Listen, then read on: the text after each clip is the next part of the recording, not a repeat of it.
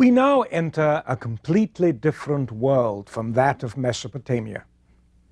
In the next two lectures, we're going to describe ancient Egyptian civilization, arguably the longest lived and the most flamboyant of all the civilizations, one that has the greatest appeal to a large audience. We're going to devote two lectures to this. The first one will cover the beginnings of ancient Egyptian civilization, which developed at about the same time as the Sumerian city-states, and we'll end with a description of the Old Kingdom, the era of the pyramids. And then in the next lecture, we'll talk about the classic period of Egyptian imperial civilization of the Middle and New Kingdoms, as a sort of setup for a wider look at the Eastern Mediterranean in subsequent lectures. In this lecture, we begin by describing what was happening in Egypt before the civilization came. We'll describe the competing kingdoms which flourished along the Nile after 4000 BC, and describe how two of these kingdoms, Nekhen, then This, became dominant in Upper Egypt.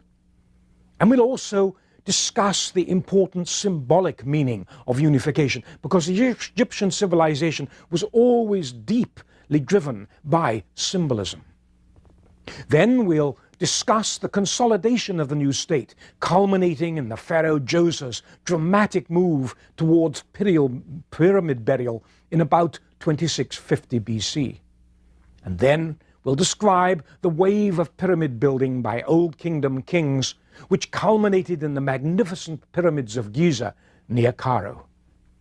And then finally, we'll describe the Old Kingdom court and the foreign policy of the pharaoh before recounting the collapse of the Old Kingdom in about 2180 BC.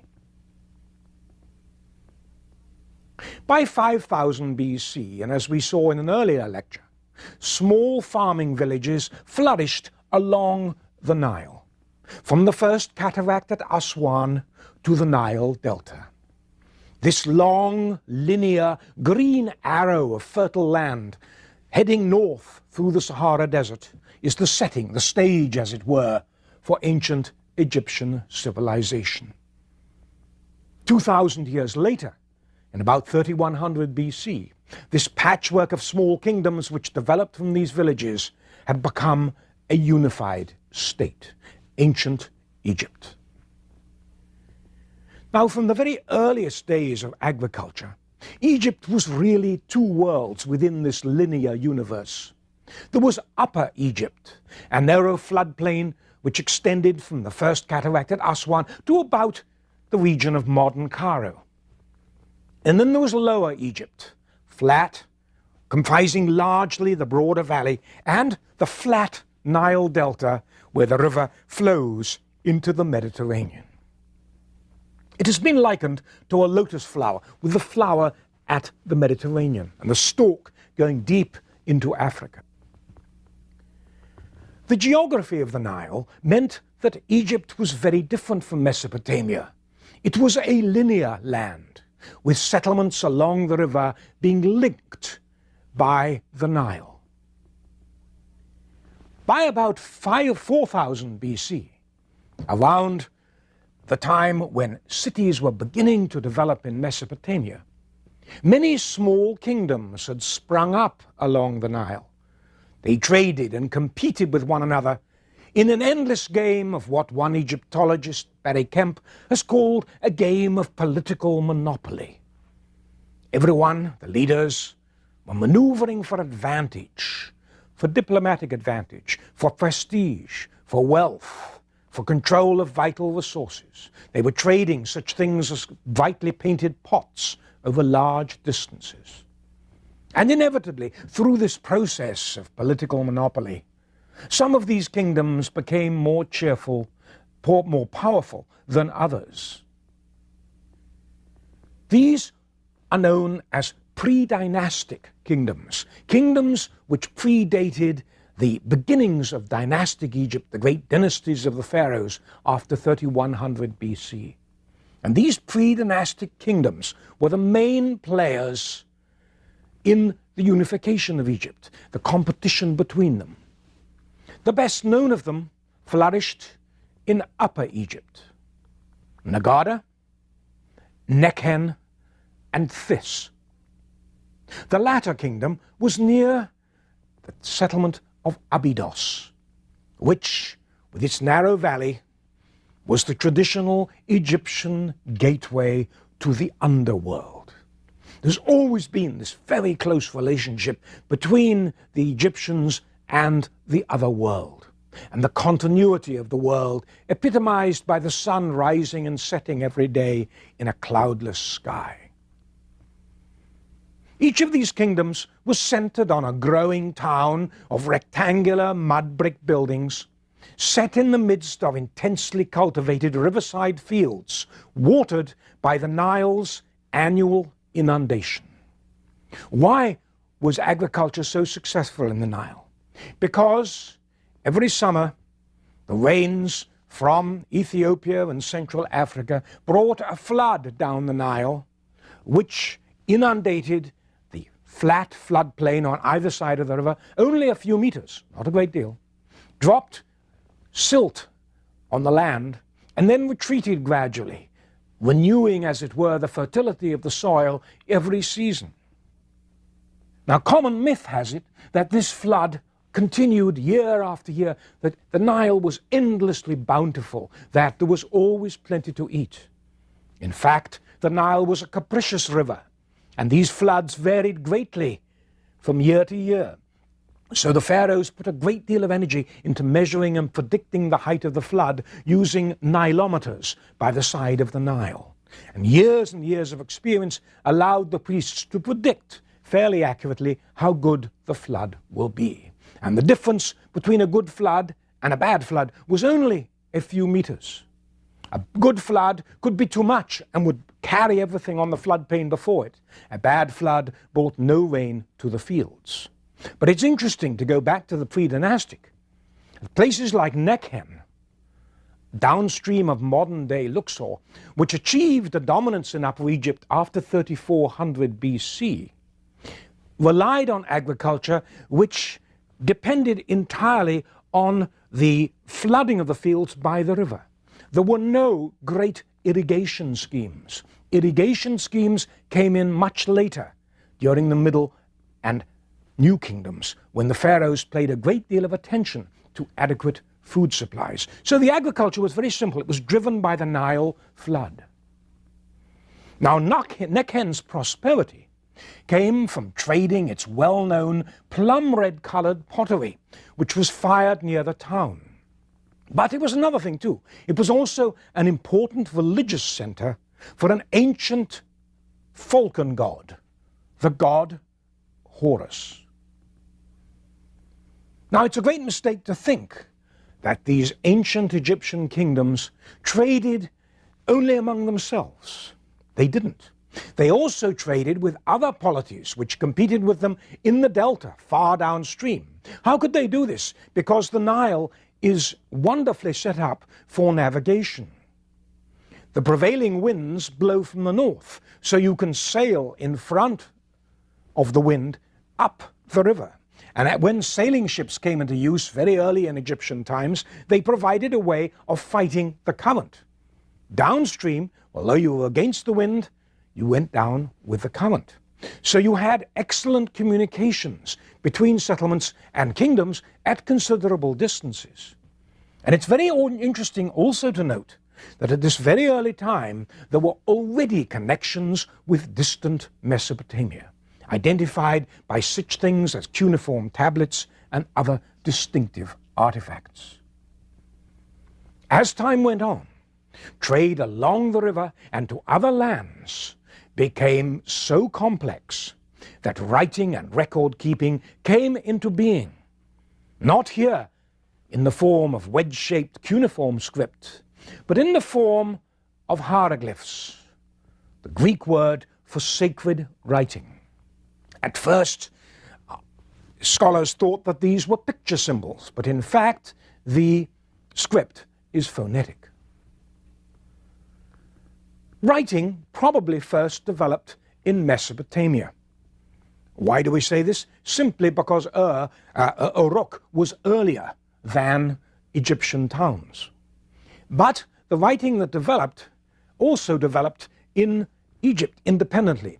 Egyptian priests, who were probably the first scribes, developed their own script, which was much easier to write with a pen on papyrus reed paper. They didn't use clay where you stamp the script into wet clay. Here they used papyrus. Why? Because papyrus was abundant. A classical case of a solution coming from abundant raw material. So you had these various kingdoms competing with one another the length of the Nile. And then in about 3100 BC, the exact date is still a little vague, these competing kingdoms became a single unified state. It is very important to understand that this process of unification, the notion of unification, the notion of what the Egyptians called two lands, was of critical importance to the entire ideology of ancient Egyptian civilization. Unification meant two lands came together. Unification meant order, the opposite of chaos. It was not a process that happened overnight. It was a process that was the combination of centuries of constant diplomacy, local wars, and conquests. It was the culmination of local political and social developments which resulted from centuries of change, rapid and then gradual change, a constant trajectory towards larger political units. In the centuries before 3000 BC, for example, the larger villages and towns became the focal points of different territories that were eventually to become the nomes or provinces of the Egyptian state. Throughout Egyptian history, there was a bit of a tension between the provincial rulers and the provinces and the centralized government. And when, as did happen a couple of times, ancient Egyptian civilization fractured, it was these provincial governors competing with one another that were the real political power. Lower and Upper Egypt were eventually unified by a series of shadowy rulers from the town and kingdom of This, near Abydos. We don't know much about them except for some cemetery excavations which have yielded a few tantalizing clues as to who these people were. Their names were such as Scorpion and Nama. They reigned around 3100 BC. Egyptologists call this Dynasty 0, the first of all ancient Egyptian dynasties. We don't know much about these people except that they were skilled traders and warriors. They certainly traded as far as the Delta, if not further afield. There was, for example, an active trade in wine between the Delta and Upper Egypt. And they also conquered Nekhen and became increasingly dominant. Now, we will never know the details of unification beyond the fact that it was a long process of negotiation and warfare. The Egyptians themselves cloaked unification in mythic terms. Each pharaoh ruled as Horus, the falcon god, a manifestation of the god of heavenly power and the skies. The falcon-headed god symbolized good order. His antagonist was a snouted creature, Seth, the epitome of chaos and disorder. And the conflict between these two gods, Horus and Seth, symbolized the struggle between the forces of order and the forces of anarchy. According to Egyptian myth, perpetuated for many centuries, the two gods fought over the right to inherit the kingdom. But Geb, the deity of earth and lord of the gods, reconciled them in an act that symbolized the triumph of order over chaos. And from unification onwards, from 3100 BC, Egyptian belief and ideology was based on the notion of stable and wise government by pious kings who presided over a harmonious, unified world, the two lands. Unification was followed by several centuries of consolidation. Obviously, this was a difficult process involving large distances and obviously unruly, rebellious competitors. As far as we know, the first pharaoh of a truly unified Egypt was King Horus Aha, sometimes called Menes, who moved the royal capital from Abydos downstream to Memphis, quite close to Cairo, the city of the creator god Ptah. He and his successors consolidated their domains from a patchwork of small kingdoms into a simple, single political entity. Horus Aha and his successors ruled like gods, for they were the descendants of much earlier desert tribal shamans who had kept the forces of evil like foreign invaders, famine, and disasters at bay. They did the same thing. The barometer of this consolidation is what we know about their burials. The earliest Egyptian kings were buried at Abydos in subterranean mud brick tombs close to the ancient entry to the underworld, their tomb marked by a mortuary enclosure above ground. A low earthen mound lay inside the enclosure, a symbolic depiction of the primordial earthen mound of Egyptian creation, which had been formed at the moment when creation began. Nearby lay pits containing wooden boats, funerary craft designed to carry the dead kings symbolically across the heaven, just as the sun god Re journeyed across the heavens from sunrise to sunset, in the endless cyclical pattern of human existence. For 4 centuries, this so-called archaic period of Egyptian civilization, the pharaohs wrestled with the problems of consolidating their domains. They used propaganda, proclaiming that they maintained order in the presence of a supreme divine force, the power of the sun. They cast themselves as herdsmen and protectors of the people, as warriors and builders. In chants and hymns, on temple walls and in public ceremonies, they repeated the message again and again. The Pharaoh is divine and infallible. And remember the word infallible. The Pharaoh is eternity. And then, somewhere between 2650 and 2630 BC, the Pharaoh Chosa came to the throne, and he ruled for 19 years. His vizier, or prime minister, was the high priest of Memphis, a man called Imhotep, who was also a brilliant architect.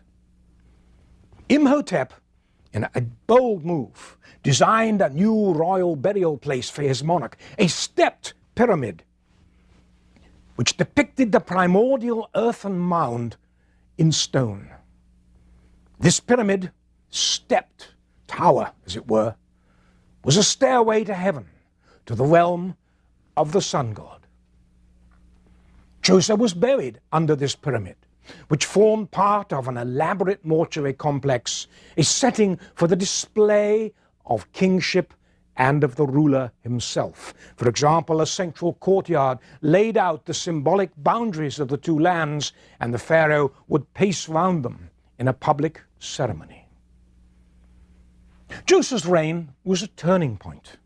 He immediately preceded the Old Kingdom period of Egyptian history, which lasted from 2575 to 2180 BC. His successors emulated his burial habit. They decided that pyramids were the worthy display. They embarked on what we can only call an orgy of pyramid construction, which culminated in the building of the magnificent pyramids of Giza near Cairo, which were erected by 3 generations of kings, between 2575 and 2494 BC. By the time construction began at Giza, the Egyptians, through trial and error, had mastered the perfect pyramid angle, 51 degrees, 50 minutes, 35 seconds. It was the pharaoh Khufu, said to be a despotic monarch, who commissioned the Great Pyramid in 2575 BC, the largest of the Giza tombs. The Great Pyramid stands 481 feet above the Giza Plateau and covers over 13 acres. Not to be outdone, his son Khafre built his pyramid immediately to the north, and his successor Menkaure erected his smaller version a short distance away. Now, it's a myth to think of just the pyramid as a single structure, just as a royal tomb. Each pyramid was an elaborate complex of different features, mortuary temples where offerings were made to the dead king, a causeway which linked the pyramid to the mortuary temple, and a large settlement and cemetery for the thousands of workers who labored on the pyramids. There were boat pits for the funerary boats. There were subsidiary pyramids for queens. An elaborate complex, each of them, which cost enormous price in resources. Everybody in ancient Egypt was paid in wages, and the labor forces required to build these pyramids were enormous. And it seems that the populations of entire villages labored on the pyramids during the dry season or the quiet season when there was no agriculture going on. And they were fed by the state. And it's been argued that these pyramids were in fact, as great public works, a device for fostering unity through the kingdom. Economic unity, where people depended on the state, and political unity, by everyone feeling they were serving the sun god. We don't really know, but it seems that unlike the Cecil B. DeMille epics, that the pyramids were not built by slaves, they were built by volunteer labor, by teams from different villages, some of whom have left their inscriptions on the boulders. The pharaohs themselves built the pyramids as their burial places. They were both religious and secular acts, the pyramids. Theologically, they were structures where life and light and death and darkness met. Symbolic sun rays that served as a ladder so that the ruler could join the sun god Re in the heavens. But pyramid building was also a way of bonding the villagers who labored on the royal tombs to the pharaoh, to the service of the sun god, and to the state. In short, pyramids helped define the power of the pharaoh. As many as 20 or 30,000 people labored on the pyramids during the flood months of summer when agriculture came to a standstill. All were fed by the state. Little is known about the Old Kingdom pharaohs except for their reputation, which comes to us from Herodotus, as being authoritarian rulers. They presided over a society where ranks and titles were all important. The pharaoh's life was a rarefied one, of formal protocol and ceremony, in a court fraught with tensions and rivals between the king and his powerful provincial governors. There was always a question hanging over the court. What happened if the king died suddenly? Who would succeed to be the next pharaoh? A very relevant question at a time when life expectancy was short and high infant mortality rates a reality. The court, riven by powerful factions, presided over a society that itself was like a pyramid, with a teeny privileged elite of nobles, high officials and priests, with lesser functionaries and artisans below them, and at the bottom of the pyramid the vast mass of commoners, whose lives were short, grindingly poor, and consisted of nothing but hard work. The pharaoh and his court lived off the monotonous labor of the commoner. The Giza pyramids were the architectural highlight of the Old Kingdom. Thereafter, pyramid construction tapered off. perhaps because of the expense. There was another change too. The administration of government for the state had for many centuries rather resembled a family business run by high nobles, all of whom were related to each other and to the royal family. Now things changed. The business of running the state passed to trusted commoners, officials of vast administrative experience. More and more of the king's time was spent presiding over his ambitious provincial governors and maintaining overseas trade beyond Egypt's frontiers. Egypt, for example, had almost no timber. It relied heavily on timber-rich Byblos, a city on the eastern Mediterranean coast, for cedar, the famed cedars of Lebanon of the Old Testament. And it's no coincidence that this trade was a royal monopoly. From ports like Byblos, too, the pharaoh's agents acquired goods from Mesopotamian city-states. Successive Old Kingdom pharaohs sent expeditions to the south into what is known as Nubia to acquire slaves, ivory, and other tropical goods. The Egyptians called Nubia the land of the bowmen because the Nubians were skilled archers who often served in Egyptian armies. The land upstream of the First Cataract was Nubia, an unknown land from which tropical products and eventually gold helped nurture the kingdom. The last Old Kingdom pharaoh was Pepi I. Pepi II, I beg your pardon, who came to the throne in about 2278 BC.